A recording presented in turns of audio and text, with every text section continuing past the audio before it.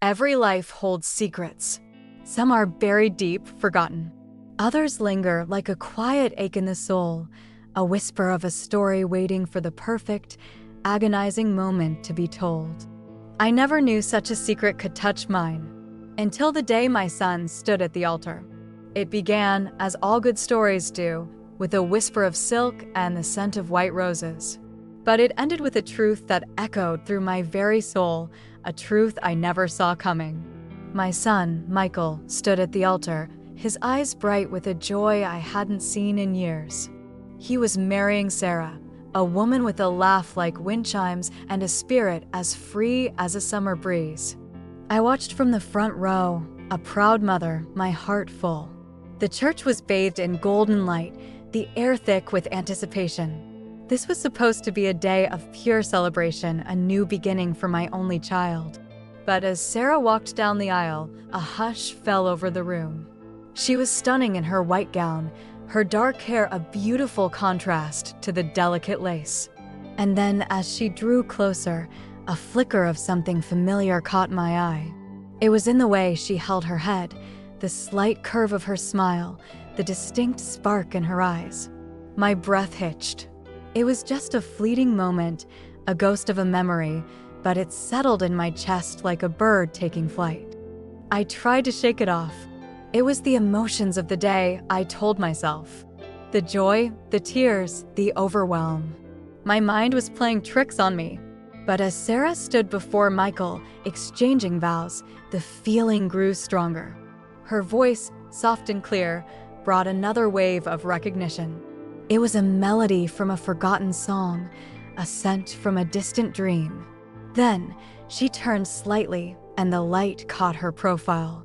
And there it was, a small, almost invisible scar just above her left eyebrow. A tiny white line against her smooth skin. My world tilted. The air left my lungs. It was impossible. It couldn't be. This wasn't just Michael's bride. This was a secret long buried that belonged to my husband. My beloved, late husband, David. David. The name itself felt like a warm embrace. We met in our early 20s, two young souls drawn together by a shared love for old jazz records and long walks in the autumn leaves. He was steady, kind, and his eyes held a depth that always made me feel truly seen. Our love wasn't a wildfire. It was a slow, steady burn, a comforting warmth that grew stronger with each passing year. We built a life together, brick by brick, dream by dream. Our small house by the lake, the scent of his pipe tobacco in the evenings, the way he'd always know when I needed a cup of tea without me saying a word. And then Michael arrived, filling our world with a joy we never knew was possible. David was a devoted father, patient and playful, teaching Michael how to skip stones and identify constellations. We had our share of storms, of course. No marriage is perfect. There were quiet disagreements, moments of frustration, the usual bumps in the road. But we always found our way back to each other, hand in hand. Our love was the anchor that held us steady. David passed away 5 years ago, peacefully in his sleep. It was sudden, a cruel twist of fate that ripped a hole in the fabric of my life. The grief was a heavy cloak, suffocating me for months. But slowly, with Michael's unwavering support and the passage of time, the sharpness of the pain began to fade, replaced by a bittersweet ache, a quiet appreciation for the years we had shared. I carried him in my heart, a constant, loving presence. I believed I knew everything there was to know about our life, our love. The scar. I'd seen it only once before, years ago. I was at a charity gala with David. He was chatting with an older couple, and I was just about to join them when I saw her. A young woman, perhaps in her late teens, standing a little apart from the crowd. She had dark hair, just like Sarah's, and a quiet grace. She looked lost. And then she turned, and the light caught this small scar above her left eyebrow. It was so distinct, so unusual. I remember thinking, even then, that it looked like a tiny, pale crescent moon. David saw me looking and quickly moved to introduce me. Eleanor, this is Amelia. She's a friend of the family. He said it a little too quickly, a slight tremor in his voice that I attributed to the formality of the event.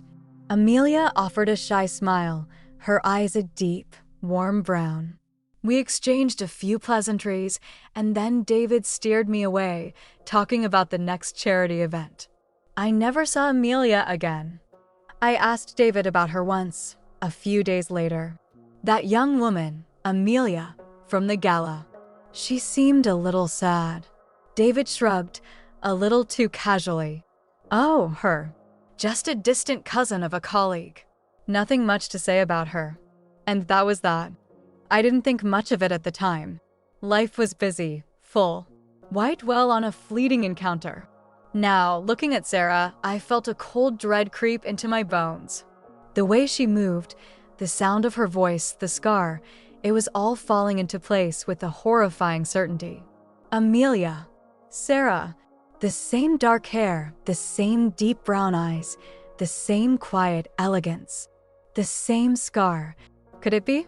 The reception was a blur of polite smiles and forced congratulations. I moved through it like a ghost, my mind reeling. I held Sarah's hand, congratulated her, even hugged her, all while a silent scream echoed in my head. She's Amelia. She's the girl from the gala. And she's Michael's bride. But the deeper, more terrifying question was, why? Why was she a secret? What did David have to do with her? I needed to know. I couldn't rest until I understood.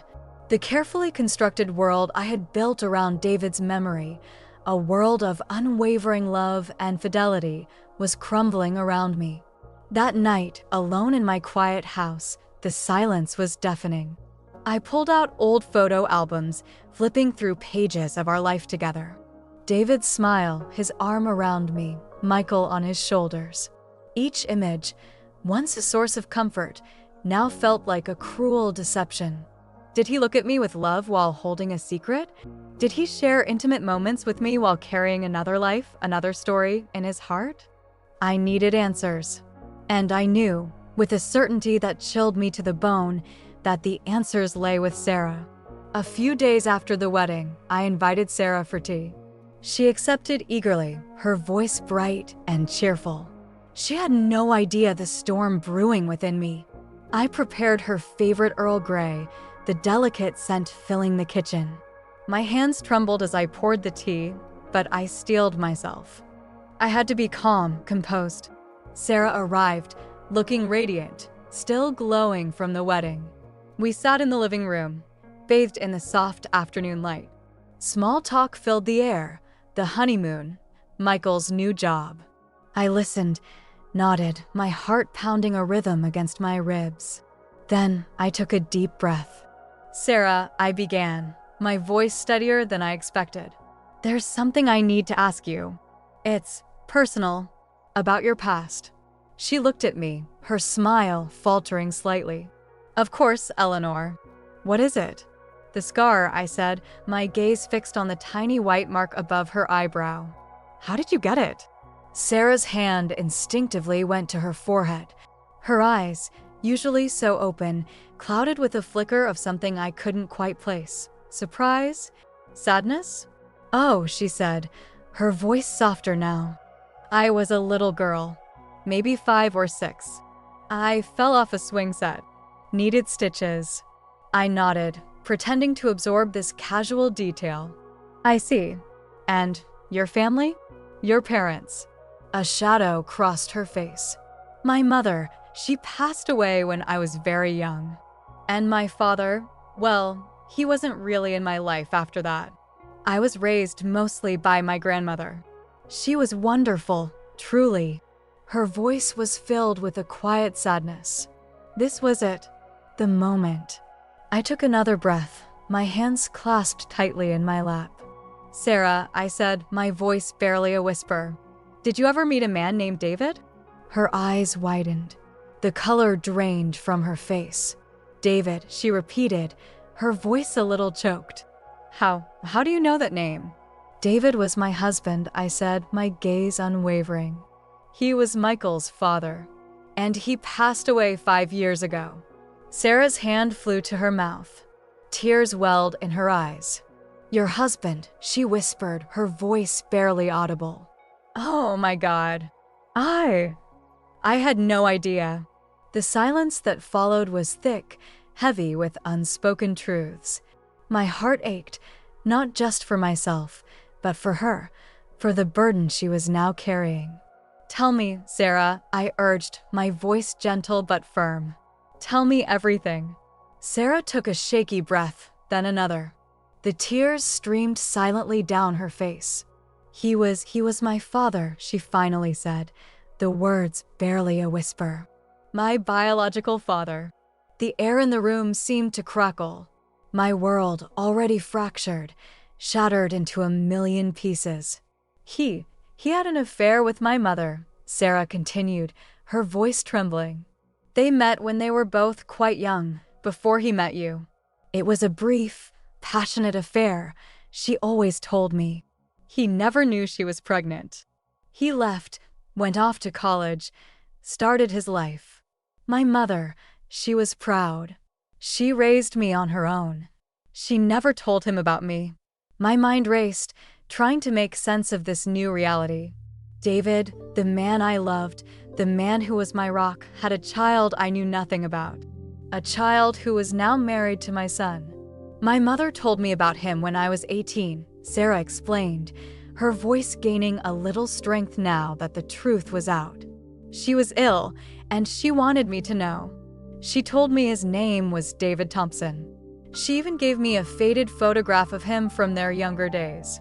She made me promise not to disrupt his life, that he had a family, and she didn't want to cause any pain.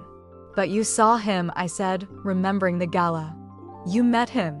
Sarah nodded, her gaze distant. Yes. After my mother passed away, I felt a deep need to connect with him. I found out where he worked, discreetly. I just wanted to see him, to know who he was. One evening, I saw him leaving his office, and I just followed him. He went to that charity gala. I was so nervous, so scared. I just stood there, watching him from afar. And then he saw you, I finished, remembering the moment he introduced us. Yes, she said, a sad smile touching her lips. He saw me.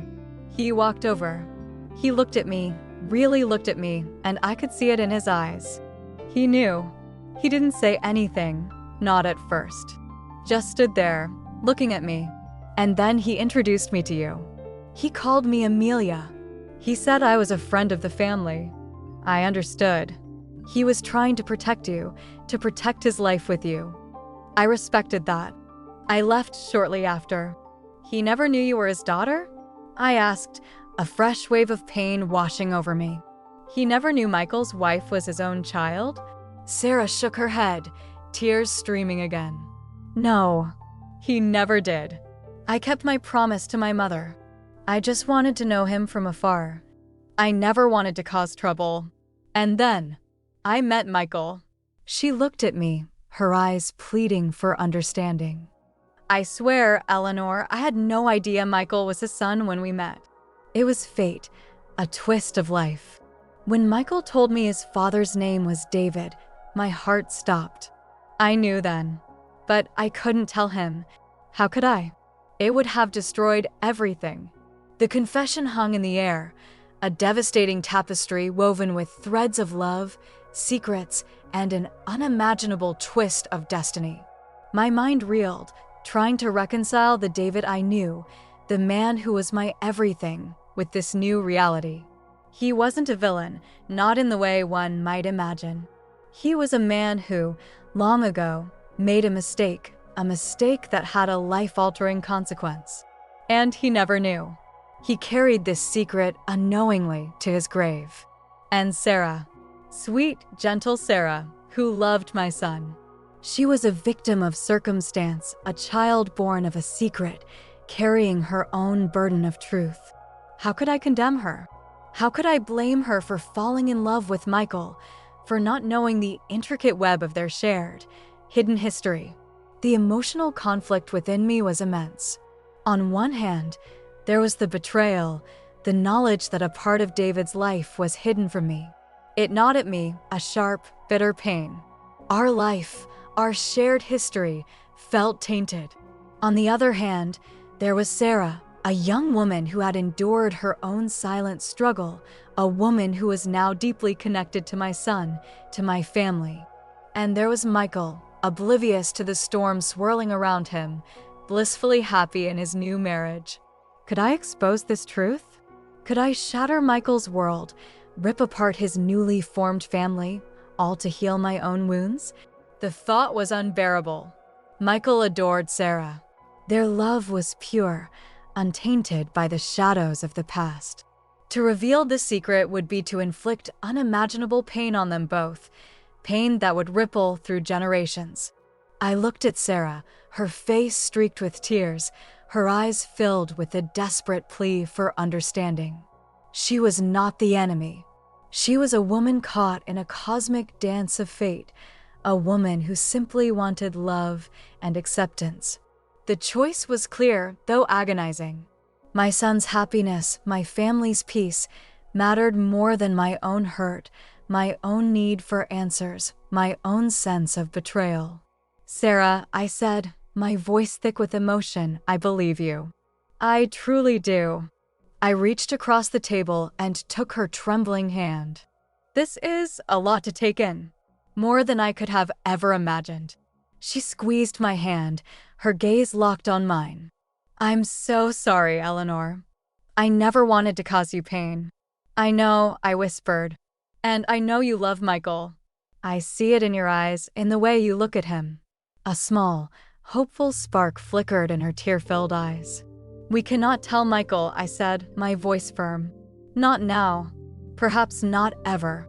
This secret, it is a burden, yes, but it is a burden we will carry together.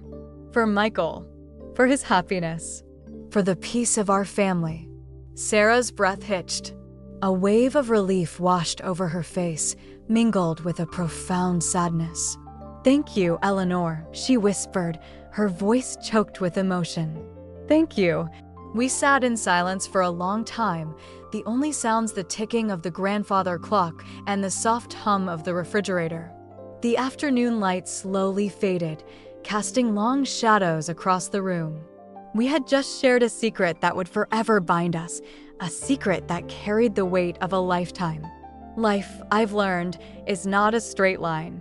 It's a winding path, full of unexpected turns, hidden valleys, and breathtaking vistas. And sometimes, in the most unlikely of places, you find a truth that reshapes everything you thought you knew. The scar on Sarah's face, once a disturbing mystery, became a silent symbol of a shared understanding, a quiet promise between two women bound by an invisible thread of history and love. I watched Michael and Sarah build their life together, their love growing stronger with each passing day. I saw David in Sarah's eyes, in her quiet kindness, and it no longer brought a sharp sting of betrayal, but a bittersweet sense of peace. He had left a legacy, a life he never knew, but a life that had now found its way back to us, enriching our family in a way I could never have foreseen. The wedding day, once marked by a startling revelation, became a day of quiet acceptance. The white roses still smelled sweet, the silk still whispered, and the sun still shone. And I realized, as I watched her face, radiant with love, that she wasn't just the bride, and she wasn't just my husband's secret. She was family. And in that, there was a quiet, profound, and unexpected grace.